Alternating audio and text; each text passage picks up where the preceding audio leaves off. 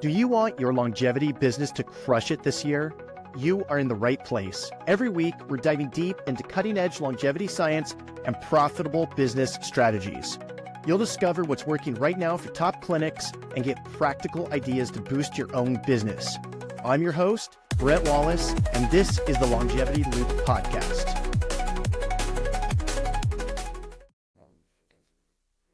All right, here we are live. I'd like to welcome everyone to the Longevity Loop podcast, where it's a podcast mostly for longevity folks in the industry. We'll cover what we're doing longevity-wise with our guests. My guest today is Jason C. Mercurio from the company Ageless Partners. So we're going to go over a little bit of longevity techniques today, so you can get an insight to what other people are doing in the longevity industry. Come away with some really good, actionable information that Jason will be providing for us. And we're just going to have a really great conversation. I've known Jason for, 6 months, Jason? Maybe 8 months, almost a year. Just recent. At least, yes. Yeah. So just recently, most seeing you at the Health Span Summit in Los Angeles, and I guess that was November. So last time I saw you in person there. So yeah, well, let's get this started. So I've broken this up into 5 parts, and really the first part is understanding Ageless Partners and age reversal. But really the first part is understanding what Ageless Partners does and the age reversal process that you go in there. So what I'd like to know from you, just share with me and the audience, what does Ageless Partners do, and what is your age reversal as a service concept all about? Sure. Thanks, Brent. I appreciate you having me on.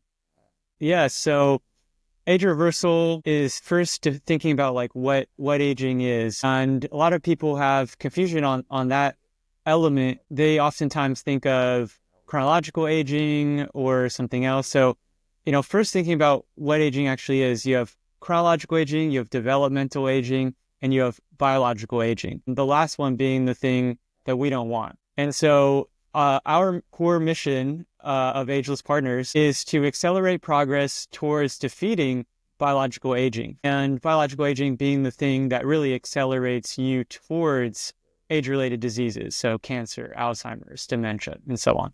And so I coined the term age reversal as a service because what I started to realize as I went through my own journey of improving my health, that it wasn't easy, and having some guidance could have helped a lot. And so for me, as I've tested different things on myself, whether it's supplements or whether it's improving my sleep and so on, I quickly realized that it's not as easy as it looks. And a lot of the time, the information may even be available, but the implementation and the execution of that information is where people are going to fumble. And so that's kind of a high level on our core mission to accelerate progress towards defeating biological aging, as well as slowing down the aging process for everyone who's alive today and beginning to bring them back in time. Awesome. Yeah, that's a good point you just said about the information's out there that you're aware of the problem, but a lot of times the steps or the solutions aren't there. Kind of reminds me, I just watched recently the Longevity Hackers movie, and it was a really great movie, but yeah, it just goes over kind of high level stuff and everyone talking about just the various problems of aging. And they'll talk about rapamycin or metformin and all these things, but not exactly. And I understand why they don't from a liability standpoint, but that's just great that you're able to take that information and then give people some actionable advice and tips into it. So you touched on just a little bit what first interested you in it, obviously you're doing it for yourself. Was that just kind of it? You're just curiosity, or what really got you into your focus of just really getting into slowing down and reversing aging? Sure. I guess it's was there a life event that you're like, oh man, my grandma or something like that? or was it just what kind of sparked that interest in you to start down this path? Definitely. And you'll hear a lot of people in the longevity industry has some story like you're alluding to. And so all of my grandparents are gone, and in particular, my grandfather on my dad's side, really, when he was declining very quickly, in the end stages of the aging process, I thought to myself, well, this may be inevitable, but if it's not inevitable, we should do something to avoid this. And so I kind of went into it with an open mind, and I started asking people, well, what is aging? Why do we age? How do we age? Can it be stopped and or reversed? And I came to the conclusion that it could be stopped and effectively defeated, but we don't know when we'll have all the tools and technologies to do that. And we don't know if we'll be alive to see that day. And so our core mission, as I said at the beginning, to accelerate progress, to defeat biological aging. And I take it a step further to say that our society actually has a moral obligation to pursue these technologies. You say that because, people might think, oh, well, we should embrace aging is what people might say. Well, should we embrace cancer? Should we embrace diabetes? Should we embrace Alzheimer's? Yeah. And people will quickly shift their perspective on that, right? Yeah, that's a good point.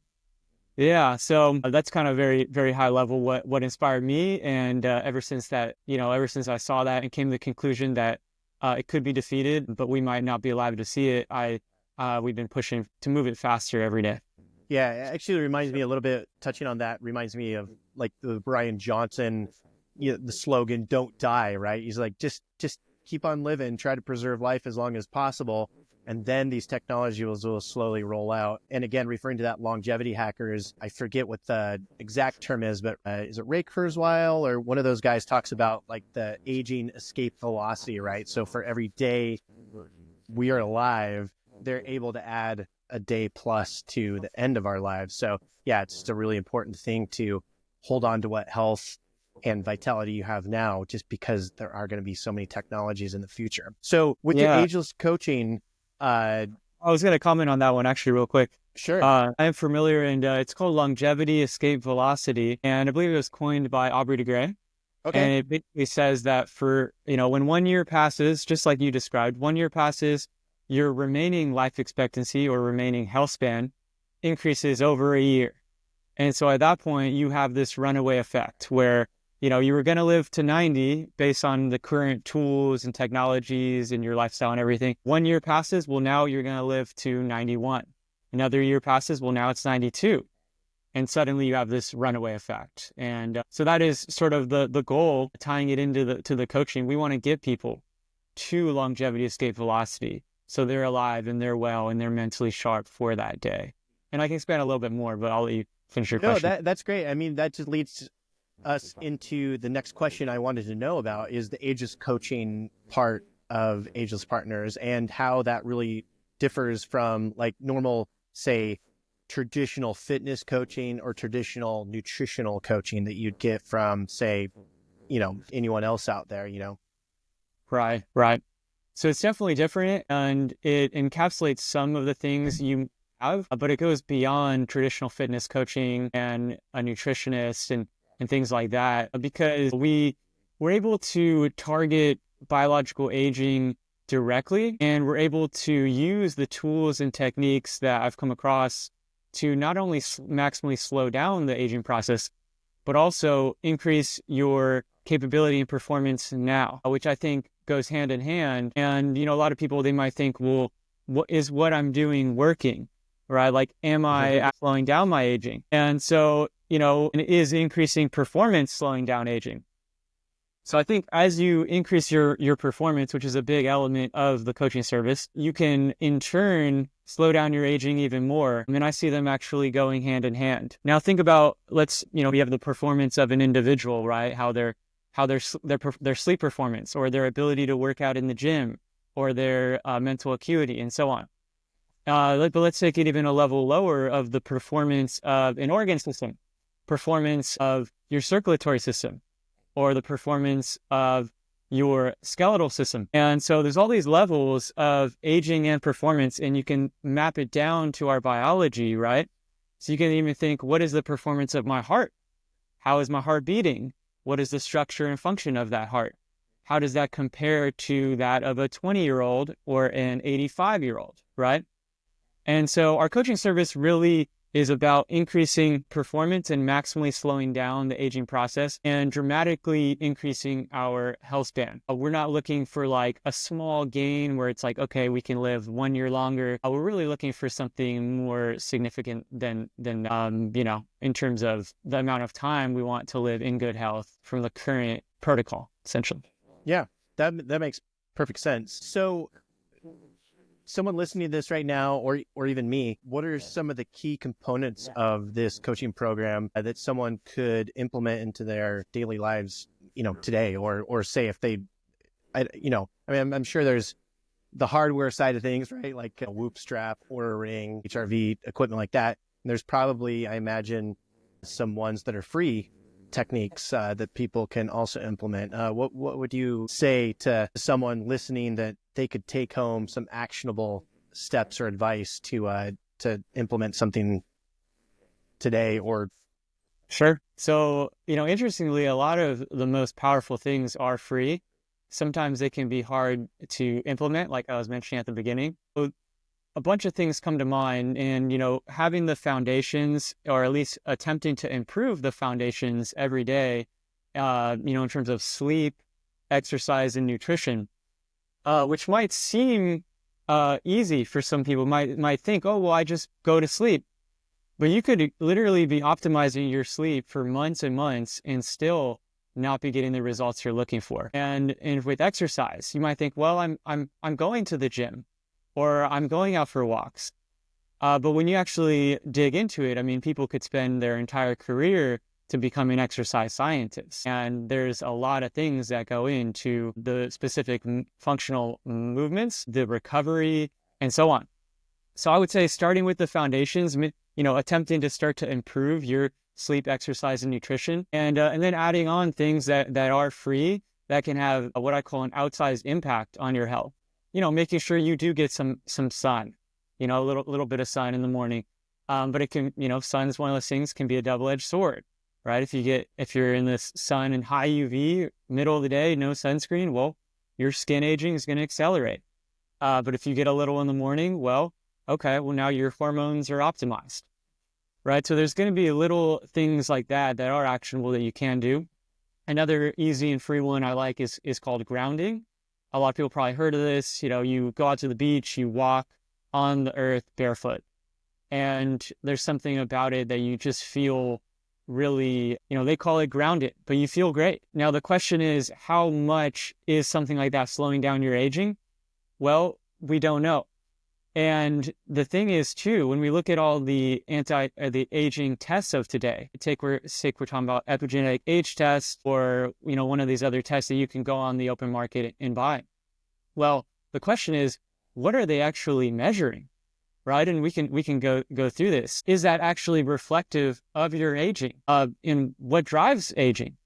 And what you start to realize is that there's a lot of things that are on the market today that are measuring biological aging, that they are measuring something, but aging being what it is and being a bit more obscure and complex, you start to realize that they may not even be as accurate or as robust as you might think. Because in the end, what you want to do is quantify and measure biological age across all 78 plus organs. And to do that, I think it's out of the scope of what is currently on the market, which is interesting. yeah, I've seen those epigenetic age tests, or whatever you call them, and I know that I think it's called the Rejuvenation Olympics, that kind of leaderboard of people that submit those tests, and there's a few people on there that like Dave Pascoe and Brian Johnson, and you kind of see them always competing on that. And I do wonder how accurate those are. I've never taken one myself, but I probably will at some point, just because of curiosity more than the accuracy of it. But it is something interesting. Those tests, do you think that they'll get better in the future, or there'll be a different modality that will be offered that kind of gives the same results, right? So you kind of know where you're at in your biological aging. And I think those tests, what they cover, like 7 major systems or something, so it's like, or maybe more than that, but I know that they're like, how old are your lungs? How old is your brain? How old is, just whatever things that they can measure is what they're doing. At least that's my understanding. Right. Yeah, no, it's good that they're building these. I think they're much needed. Think about any time you take in statistics, if you take a point estimate and someone says, hey, like, I've estimated your biological age, Brent, to be this, whatever it is. They say, okay, you're 30. a lot of times what people don't tell you in statistics is, well, what is the air bounds? If you're going to make a prediction on that, like a confidence interval, right? So like, if you tell me, hey, you're 30, well, do you really mean based on your measurement that I'm between 20 and 40? Or do you mean that I'm between 29 and 31, right?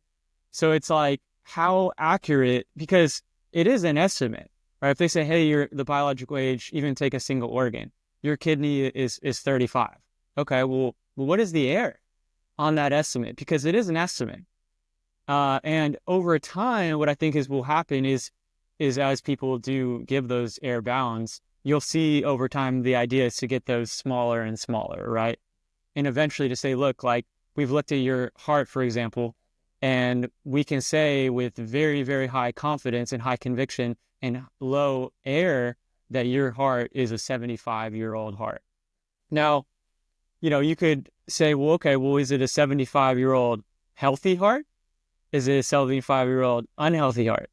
Well, by definition, if you're measuring biological age and it is a high number, well, you would kind of make some kind of inference and say, that's not a good heart if you're say chronologically 40. So it can get complicated, and I think it's good that they're promoting these tests and building those tests out to be able to create more of a community, and not only that, but expand on the science. But for me, I would prefer to look at functional tests is going to be probably number one, like how are my push-ups doing, how are my pull-ups doing, and so on. And number two would probably to use more of a proteomic approach. So looking at the distributions of proteins in my blood, those will likely be more reflective of my true age than doing an epigenetic test. But some of that is still in development. And some people might even say, well, epigenetic is the standard, right? And, a lot of it is, it might be, but it's still in the research phase, even though there's a lot of companies. And, it could get to that point where it's like, well, like, they're trying to make money. They're trying to sell these tests. So yeah, of course, there's always the money aspect of it there. So it sounds like basically, at the end of the day,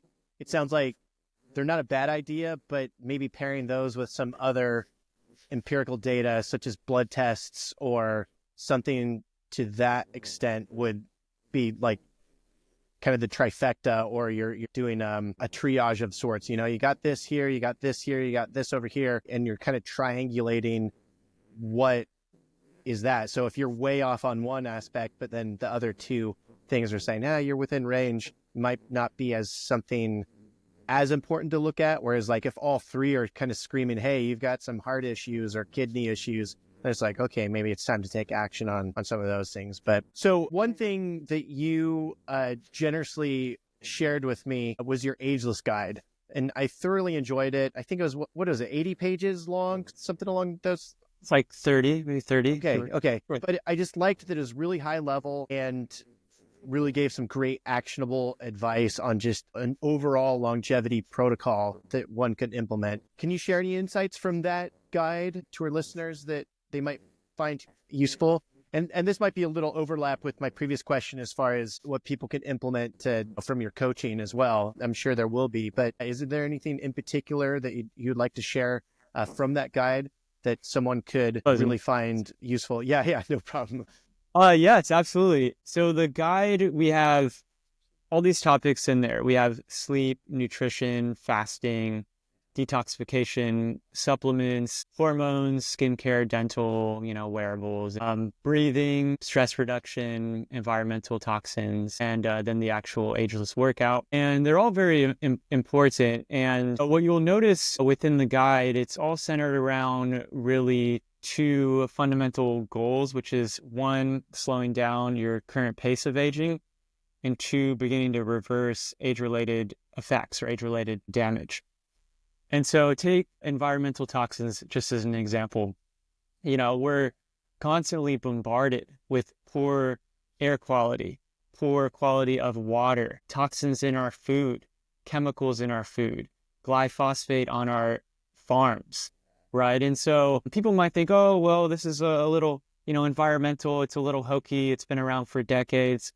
Well, when we look at the actual U.S. population and we see how much disease there is, you really have to ask yourself, well, what is driving that? And I believe it's not one particular thing. Rather, it is an environment that we've created, both, the environment that we have out, in our public area, right? You go to the supermarket, well, that environment, the mass majority is junk food in that store, right? And so, there's going to be toxins in those foods. If you've ever, like, I did this actually the other few weeks ago.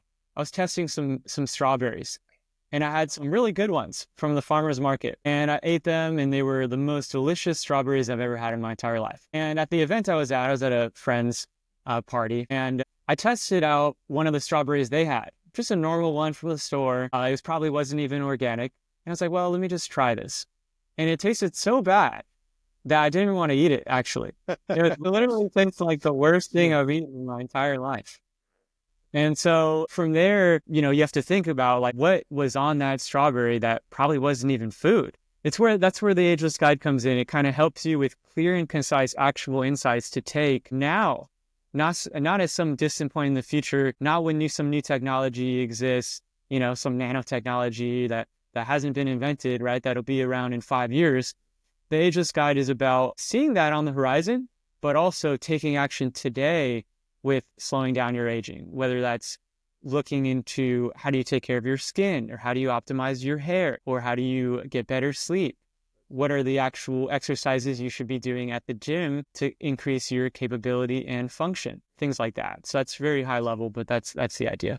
Nice. Yeah, that's some great. And just touching back, yeah, I've been to so many events and parties that you're just was questionable produce. You're like, oh, I'll just go for the strawberries or the celery sticks because that's the healthy option. And then you're like, kind of double check. I'm like, well, maybe I'll go for something else there. But yeah, I definitely get that. I wanted to touch on wearables too. What, if any, ways do you integrate wearable technology and data into your approach on longevity? Yes, sure. It's very important. So I do wear a Whoop, and the Whoop tracks my sleep very closely. And I look at it every morning, and that helps me see, what was my recovery, what was my resting heart rate, what was my heart rate variability, and what was my sleep performance. Those are kind of the four main things I look at on the Whoop. And so what that tells me, and none of it's perfect, right? Just for the audience, like, you could wear a Whoop, you could wear an Aura, and you could wear another device, and you're going to have some variation. And so that there's, like I was talking about, there's some error on these wearables. So you have to use it as a guide rather than something like, hey, this is the end all. This is some perfect measurement device, Totally. which doesn't yet exist, right? But I do like wearing the Whoop. It does give me a benefit to, be like, okay, well, what time am I going to go to sleep tonight? And certain things that are accurate are going to be things like, well, how long did I sleep? Well, if I click the button on my phone at one time and then I click wake up, in the morning, well, okay, well, those times are going to be fairly accurate. And then you can start to see your trend over a multi-month period, right? You'd be like, well, how long was I sleeping in the month of January or in the month of February? Yeah, so you kind of get those macro indicators just to see like long-term trends versus like, oh man, what, if it's just versus a one night or whatever.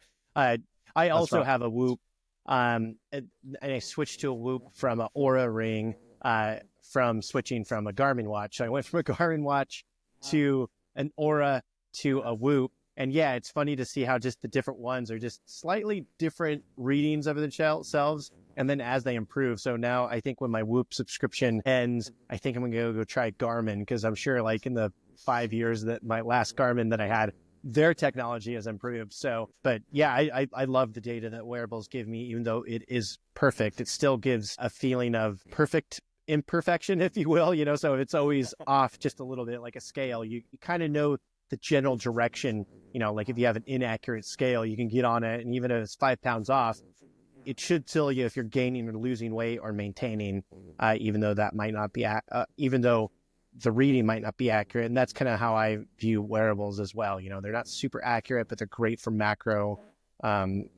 trends. And especially over just the last holiday season, my numbers were all over the place. I'm like, okay, yeah, it's definitely telling me something. But yeah, the accuracy has to be taken with a grain of salt, I believe there. So I've got a question about supplements. Supplements are, I think they're generally well accepted within the longevity industry, but really when we talk about supplements, a lot of people think that like, they're garbage or they're not proven or whatever. What role do supplements play in your approach, the age reversal strategy? Right. So I know what you mean. And so there is a supplement element to my strategy. I would rank it lower than the top three though, kind of like you alluded to, right? I mean, if you have really good sleep, really good exercise, and really good nutrition, I would say you're going to get probably more bang for your buck optimizing those versus attempting to take some supplement. I'll just preface it with that. That being said, what I go for is anything that has high efficacy, low risk, right? And so that's kind of like the mindset you want to go into it. Now, there's two different categories we can break down, right? One is if you're supplementing something because you're not getting it from your diet or you're not getting enough. And then the other is something where it's like, well, this wouldn't be in a diet at all. Like it doesn't, if it's a natural compound, some herb, some plant or some medication, right? And so if you're not getting it from your diet, well, first you should attempt to get it from your diet, right?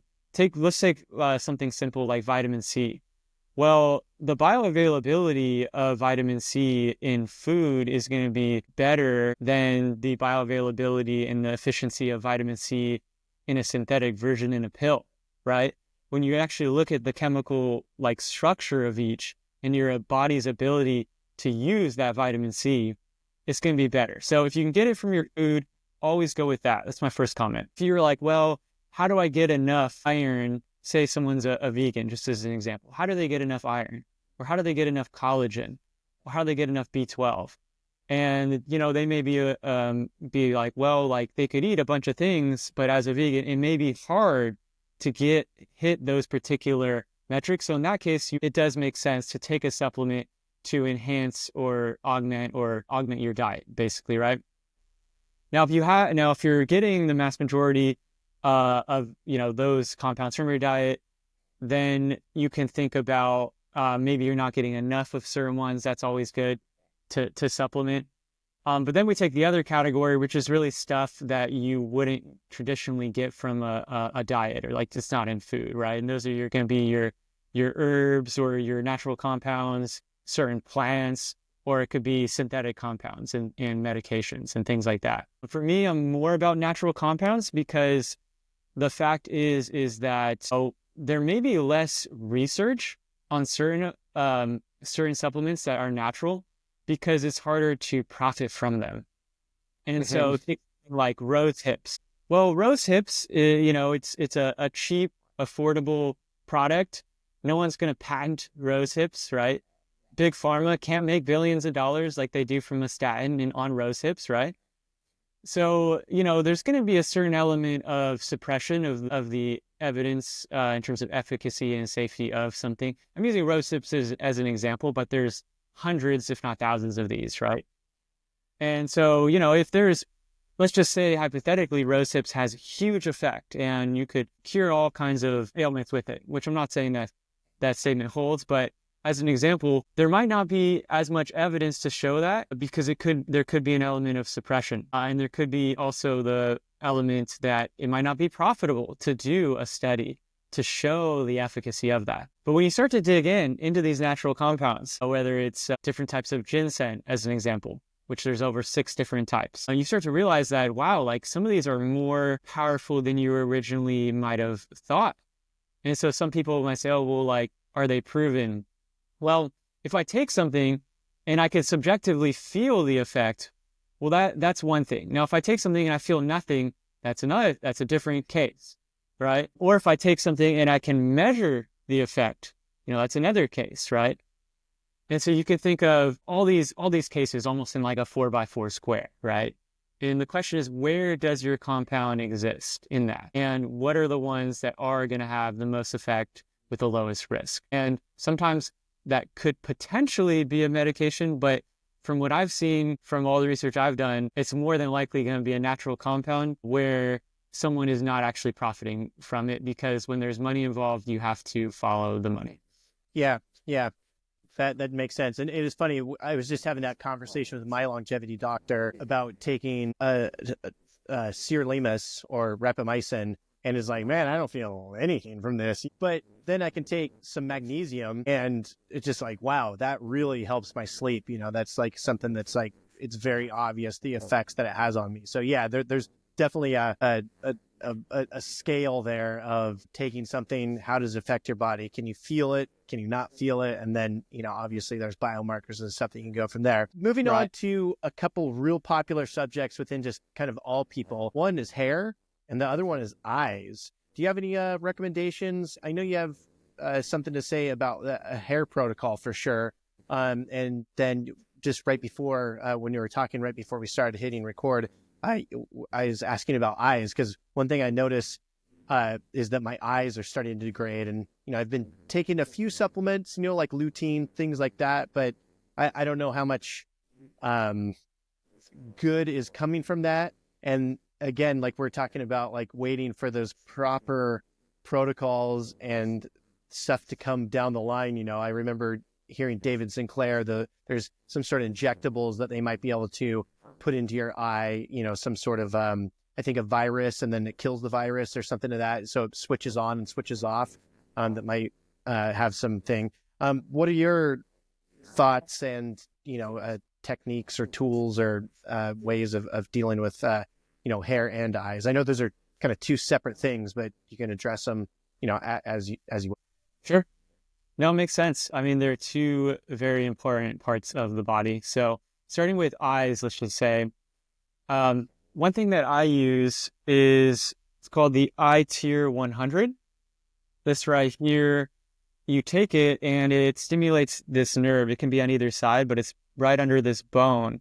And what it does is it vibrates with this tip, 5 different levels, and it stimulates natural tear production. So I'm sure everyone's familiar with eye drops, which can be useful for dry eyes and different conditions. This will produce more natural tears.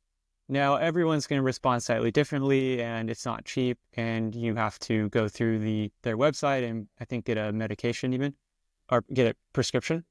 And so what you do, though, is you just put it just like that and use it for like 30 seconds. Sometimes people will react differently, like they'll sneeze or something in it. Put it on the other side. Or start crying. Start crying. You got to be sure not to hit that bone too. Like, so it's, but that's sort of the idea. That'll help to maintain your eye tear production, right? The second thing I would emphasize is protecting your eyes from different. Obviously, there's debris that could get in them. Like you're walking. The other day, we had some fires here in LA, and some ash actually got into my eyes. Oh, wow. I always thought to myself, wow, I mean, I was wearing a mask, and I just thought to myself, well, why didn't I wear anything? And I was only outside for a little bit, and I was quite the experience. Anyway, so wearing something like these, like some blue light blockers, especially if you have a lot of screens, especially at night, I actually find, even though these aren't prescription-based, I can see my screens and I can see better for some reason, which is something a little counterintuitive. So think of the eyes, they're taking in light, right? And so if you ever looked at your eyes right after you opened them, right? You look in the mirror, and you'll notice your pupils will be kind of big, and they'll shrink real quick, like they'll kind of come into focus.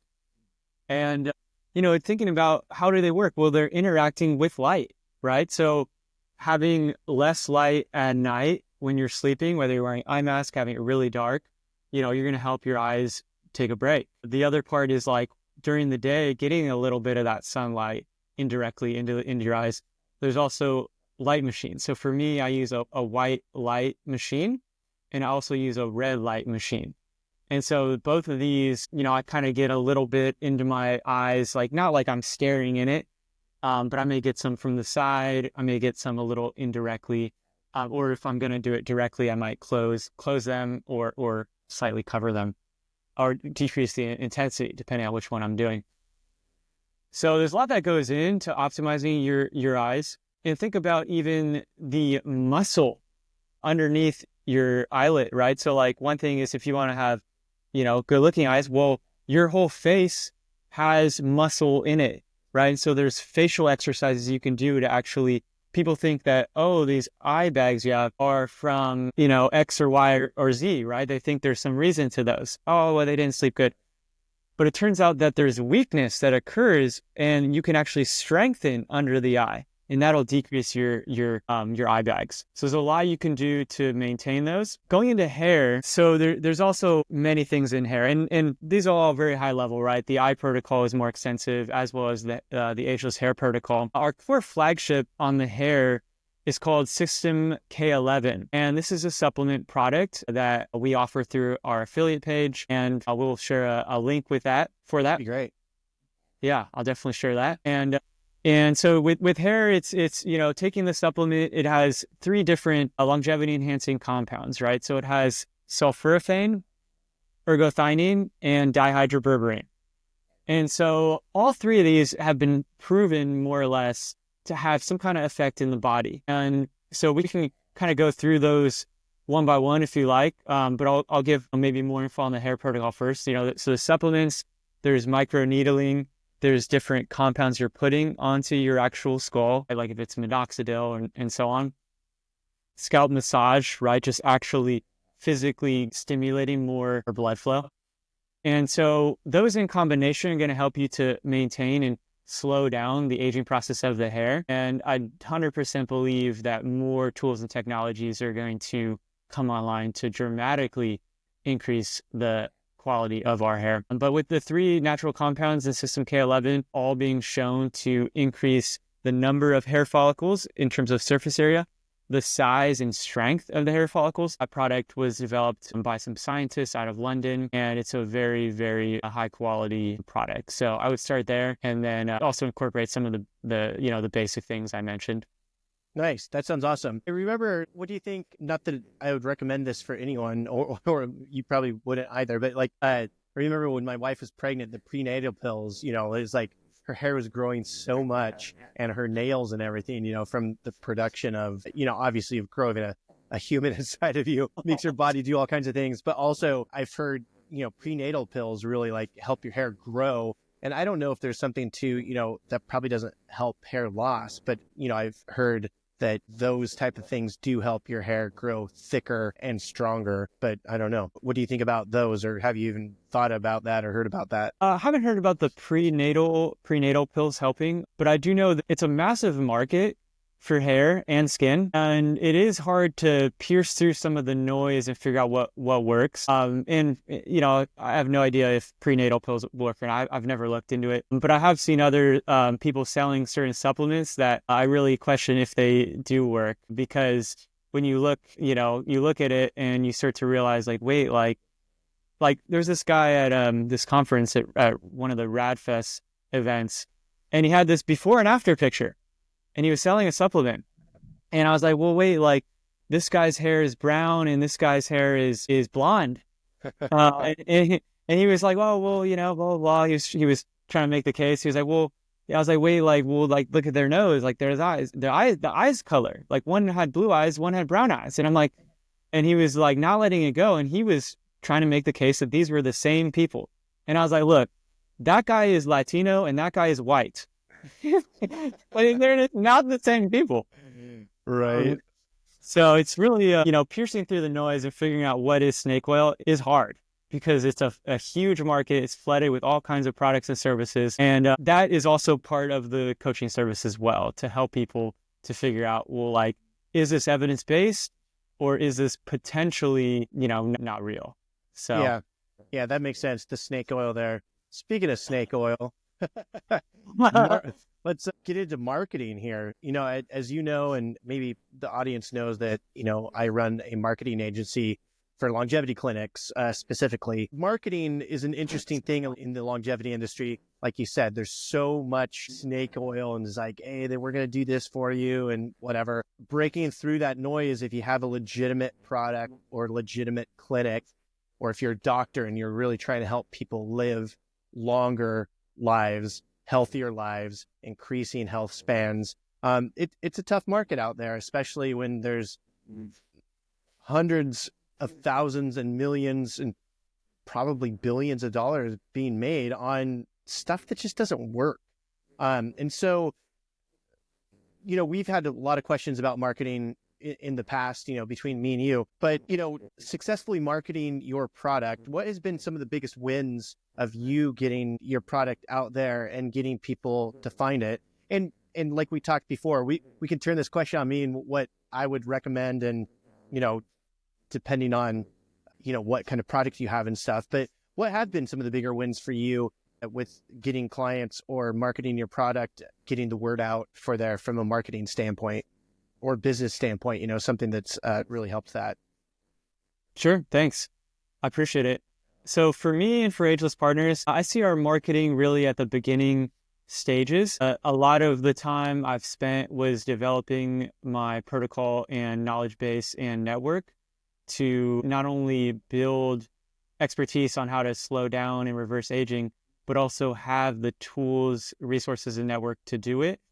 And so I've slowly built the marketing element over probably the past 4 years, but I've taken kind of a slower approach, knowing that it's really a long-term endeavor. But everything from having a website to social media to podcasts to going to conferences, marketing in person, I've done all of them. And I would say the most traction I believe I'm starting to get is through social media, through Instagram in particular. My organization and myself, we recently joined an accelerator to significantly accelerate our marketing and sales. And I think that's going to be the biggest win from my perspective. And I think Instagram probably is going to be the main platform, but we're on all of them, TikTok, LinkedIn, these other platforms as well.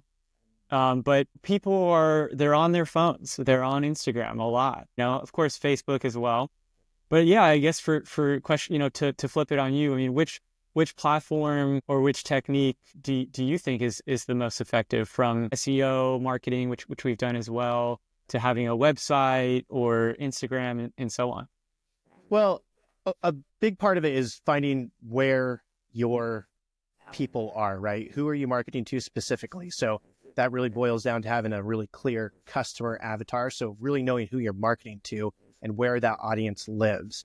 So a lot of the things that I work with clinics is a lot of times people are looking for just medical services online through Google, also on their phones, but not necessarily through the social media aspect of it. So I find with the brick and mortars, having a presence on Google works really, really well, because people might be looking for like, hey, I want a really good doctor, and they don't know that the longevity industry even exists. I know how I found the longevity industry. I remember on one of my vision boards, goal boards from, 10 plus years ago, I was like, oh, I'm going to go get a presidential medical exam, right? This is where they go over everything, it's what they give the president, to seeing if they're fit, and making sure like all these blood tests and everything. So it's a really, really complete thing.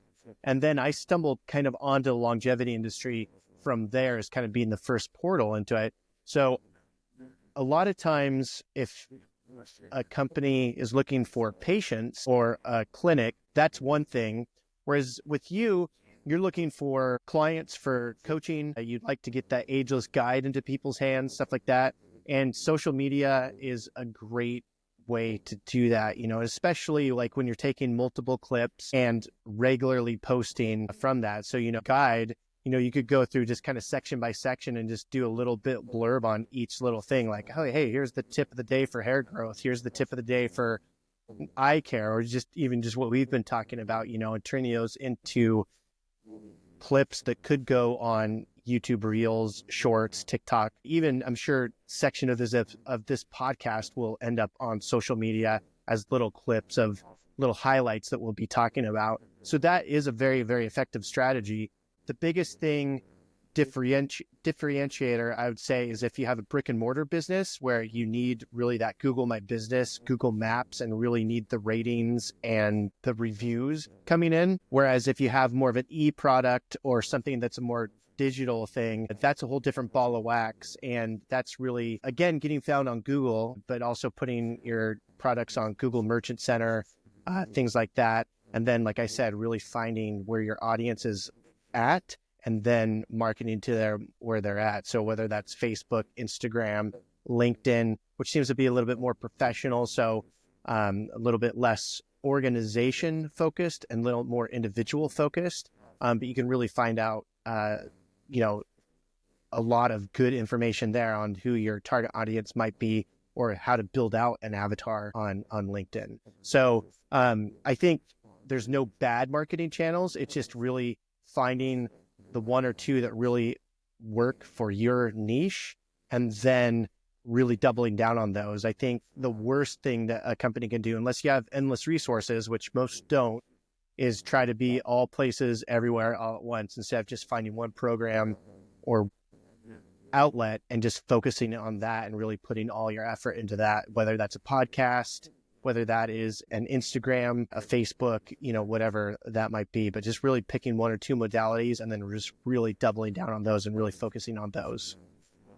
100%. Totally makes sense. So the other thing, and I guess this question would have been more appropriate after we were talking about this snake oil thing, but how do you balancing the message between like the scientific evidence and being a scientifically legitimate thing between that and then marketable messaging? Obviously, there's so much clickbait and like hype around so many things where, as a marketer, I'm constantly working with clients that are like, I don't want it to be clickbaity. I want it to be that. I just want it to be just the message.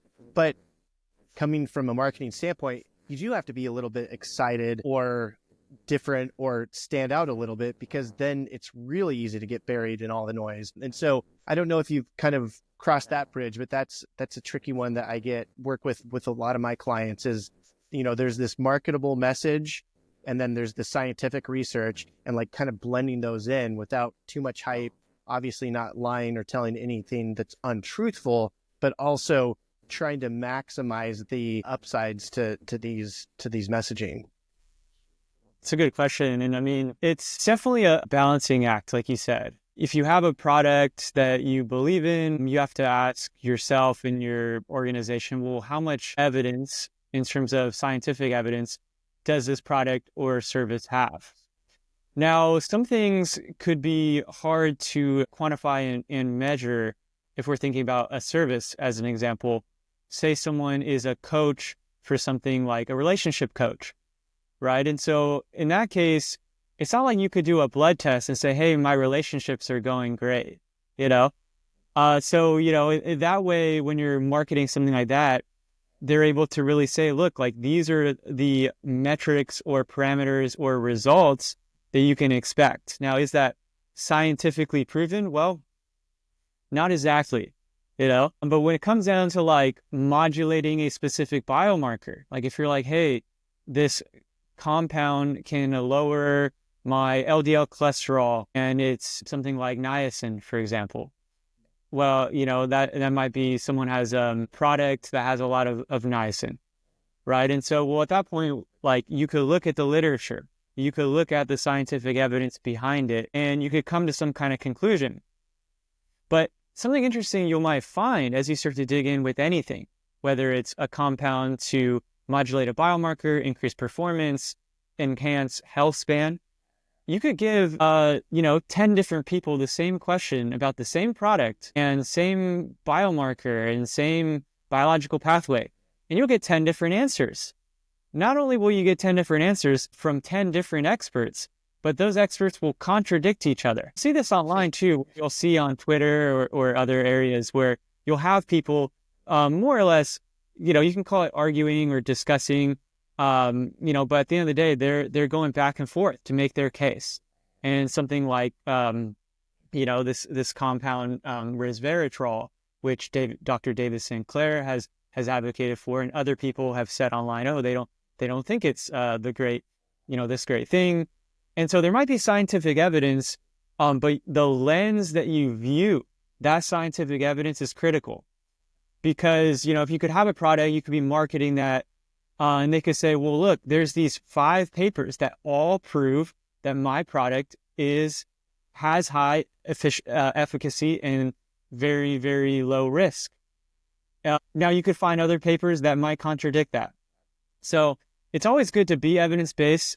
It's always good to know a little bit of both, two sides to the coin, right? Two stories that you might hear about something, especially when it's a particular compound, and really having a sense of humility that we don't understand all parts of the body, and that there are not only unknowns that we know about, but there's also unknown unknowns. Take rapamycin just as an example. Well, we don't have the data to show the long-term effects of someone taking rapamycin in a particular dose that a lot of these biohackers might be taking. And so someone might think, oh, well, like, there's some evidence. Well, some evidence might show it's not good. Some evidence might show it is good. And so you really want to have a personalized approach to your own biohacking or health enhancement and so on. And I think when people are marketing their products, they should be transparent, and they should say, look, like, we all understand that they're going to emphasize the evidence that shows it's good. And, there's going to be people who are going to say, look, like, I looked at that evidence, and as robust as that is, well, let's think about this another way. And eventually there'll be more and more data on every single compound and product. But, you think about System K11. I'm like, well, I've looked into the research. And that's why we market it as not only a hair product, but also a longevity product. The mass majority of those compounds point to the direction of it being positive, right? But I'm sure someone could look into it and find something in the scientific literature that could show there's this risk. So it's all about like that balance of how much risk versus how much benefit, right? And so if I take something, I'm basically making a statement to myself that I think it has a low risk, high benefit. Now, I think a lot of people have been marketed compounds that may have been misled, unfortunately, and they may have been misled in terms of the safety and efficacy of those. And I think that it's disappointing to see that, in my mind, people are harming their health because of the way these particular things have been marketed. So that's kind of my thoughts on that. Yeah, no, those are some really good points. I mean, there's a lot of damage that can be done from misleading claims on that. So looking forward, the future of longevity and life extension, I know you're involved in accelerating anti-aging research and development. What do you envision for the future of, developments in the longevity industry with personalized anti-aging treatments? I mean, the field is wide open, right? I mean, there's so much exciting stuff coming on there. What's your take on what the future of the longevity and anti-aging medicine is? Sure. So there's a lot happening in the space. However, the entire anti-aging industry is still incredibly small in compared to what is actually needed to defeat biological aging. And I take something like the Longevity Biotech Fellowship, which we can all drop a link for. And that is something that is going to help bring more scientists in and more people to attempt to solve the aging problem. Because although we've seen a dramatic shift in perspective and shift in the technological capability and our understanding of aging, we shouldn't underestimate the difficulty of the problem because it's very complicated. And so I do see an expansion of the science. I do see an expansion of various products and services, and more clinics, like you were mentioning, being opened all around the globe that can begin to start to target this term everyone calls health span will be the primary thing. And the idea being to have more years of good health rather than years of poor health, which is what we're currently seeing. So when we think about the future of longevity, what are going to be the tools, technologies, and techniques that can help us actually extend our health span dramatically? Well, there's really three overlapping fields: nanotechnology, AI, and genetics, that are all starting to come together to give our ability to alter biology, increase our ability to alter our own biology, right? And so they're all intertwined in some way. And I think what we really need and what we may see is the scale change over time. So for example, recently we saw a group through the new presidency, OpenAI, Sam Altman, they're launching this AI supercomputer infrastructure where they're going to put in $500 billion. Apparently, this is what they're saying in the news. to create this infrastructure for artificial intelligence. And there was some speculation that those tools can be used to create a vaccine or some kind of gene therapy for cancer. Now, cancer being an age-related disease, it does take a lot of lives. My hope and my belief is that we can use those same tools to target aging directly, which is really the cause versus cancer being more of the effect of aging, right? And so I think we can do it. And I think these AI systems are going to be the number one accelerator for anti-aging research within the longevity field. And there's going to be other accelerators, but they're going to give researchers and scientists and marketers and anyone more tools to move faster and accomplish their goals quicker. And I think that is going to be critical. Second to that is going to be more development in bioengineering, our ability to replace things. So replacing small parts of the body, right? If you're replacing, a cell, or bigger parts like an organ, like a heart or a hand or an eye, right? So eventually we'll be able to replace nearly every part of the body. And so I think bioengineering, replacement, AI are all going to have a dramatic impact, as well as, nanotechnology in general should be significant. Some of it's been researched for years and years. Other fields like quantum computing, which is starting to have a little bit more hype, but a little bit more traction. And that's going to be really good to do simulations in material science for different biologically compatible materials that we can use in longevity to, say, replace something of the body or to enhance some function of the body and so on. So that's really like where I see it going. And I think beyond the technology and the science, I think the social element is critical. So and this is where what Brian Johnson is doing, I think, is so important, because, he's getting people to really question and think, wait, are we in this moment where we could potentially not die and potentially live much longer, right? And reach longevity escape velocity. So I think the shift in social, the social belief is going to be a dramatic accelerator for the longevity industry as well. Yeah, I'm super excited about it all. I think with the advent of, you're touching on, AI, and really the future of being able to run those simulations of just hey, what is this going to look like? Hey, what, instead of having human trials, it can be like the quantum computing and the AI can really go through and map out everything and really get a more accurate understanding of what could happen with the results, instead of, us having to wait for years and trial and error there. So I'm really excited for the future of all of this with the longevity and just erasing dying and disease, aging as a disease. So I'm super excited for that. Well, Jason, thanks for joining me today. It's been a great conversation. We've been all over the place. It's been really cool. I'm excited to actually go back and listen to all this again so I can soak it in a little bit more.